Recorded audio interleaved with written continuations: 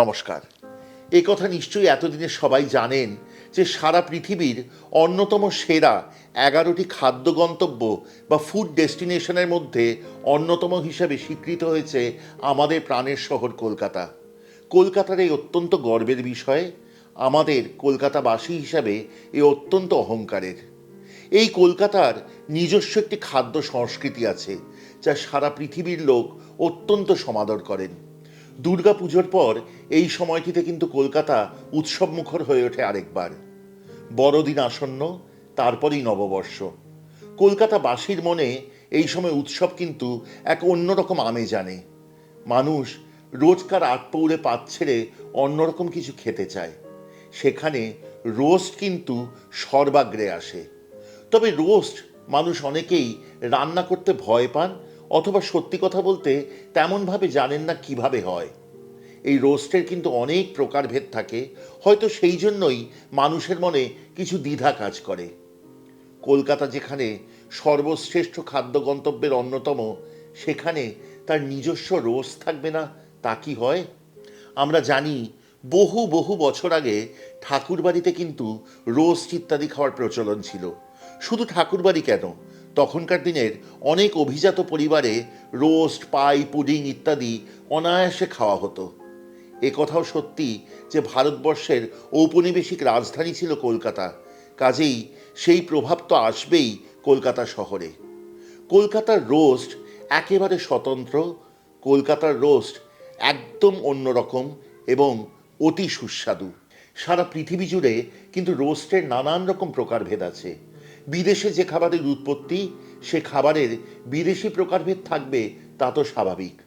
তবে ঢাকায় কিন্তু একদম অন্যরকম একটি ঢাকাইয়া রোস্ট হয়, যেটি মূলত বিয়েবাড়িতে পরিবেশিত হয়। কলকাতার নিজস্ব রোস্ট একেবারে ঘরোয়া, অতি সুস্বাদু, সাধারণ উপকরণে এক অনবদ্য রান্না, যার সাথে অন্যান্য কোনো রোস্টের কোনো মিল নেই। স্বতন্ত্র হিসেবে সে দাঁড়িয়ে থাকে নিজের পতাকা নিজে তুলে ধরে। আজকে লস্ট অ্যান্ড রেয়ার রেসিপিসে আমরা সেই রান্নাটি আনতে পেরে একাধারে গর্বিত এবং আনন্দিত। আজকে শিখব ক্যালকাটা চিকেন রোস্ট। চলুন শিখি।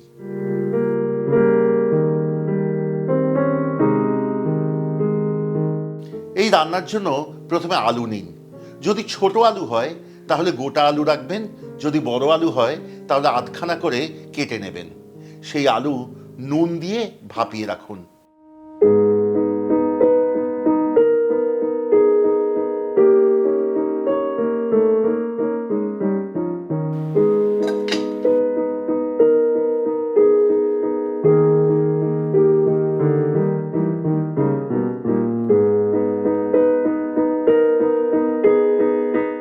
আলু ভালো করে ভাপিয়ে রেখেছি। একটি জিনিস মনে রাখবেন, রোস্টের মুরগি কিন্তু সবসময় বড় টুকরোয় কাটা হয়, কাজেই এই রান্না কিন্তু করতে সুবিধা হবে বড় কড়াইয়ে। এবার আঁচে চাপান একটি বড় কড়াই, তাতে ঢেলে দিন সাদা তেল আর ঘি। তাতে প্রথম লালচে করে ভেজে তুলুন আলুর টুকরো, তারপর গোটা পেঁয়াজ।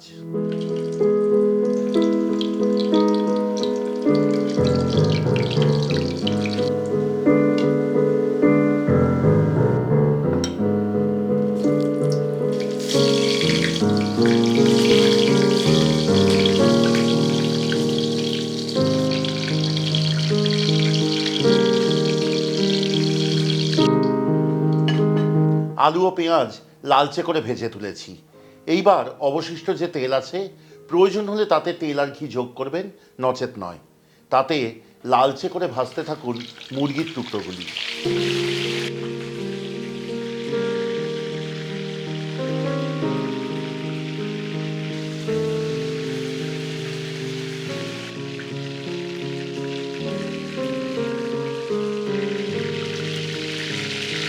মাংসে বেশ লালচে রং ধরেছে।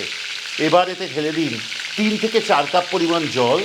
তার সাথে রিং করে কাটা পেঁয়াজ গোটা 2 থেকে 3, আদার চাকা, তেজপাতা এবং গোলমরিচ ও নুন।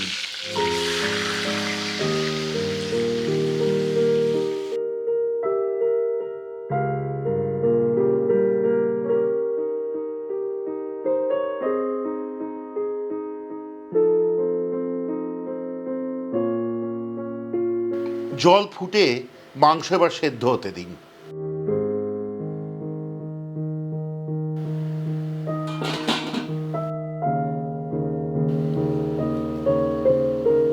মাংস সুসিদ্ধ হয়েছে।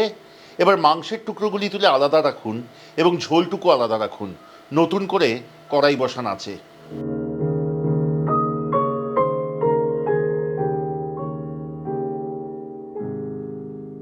এবার কড়াইতে ঢেলে দিন আরও অল্প সাদা তেল ও 1 চামচ ঘি। তেল গরম হলে তাতে ফোড়ন দিন ছেঁচে রাখা এলাচ, লবঙ্গ ও দারচিনি। ফোড়নের সুগন্ধ বেরিয়েছে। এবার রান্নাটিতে ঢেলে দিন 2 কাপ পরিমাণ পেঁয়াজ বাটা। পেঁয়াজে রং ধরা অবধি ভাজতে থাকুন।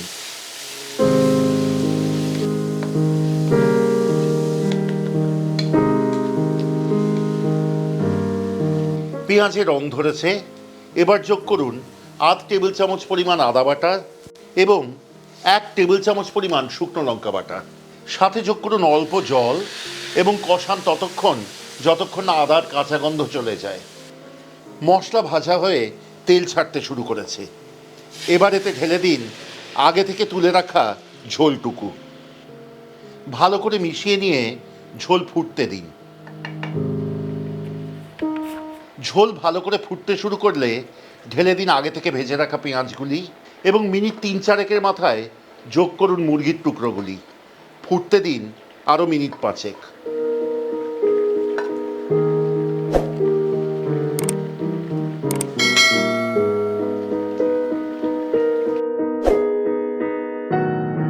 মিনিট 5 মাথায় রান্নাটিতে যোগ করুন 1.5 থেকে 2 টেবিল চামচ পরিমাণ ভিনিগার এবং তার সাথে 2 থেকে 2.5 টেবিল চামচ পরিমাণ চিনি।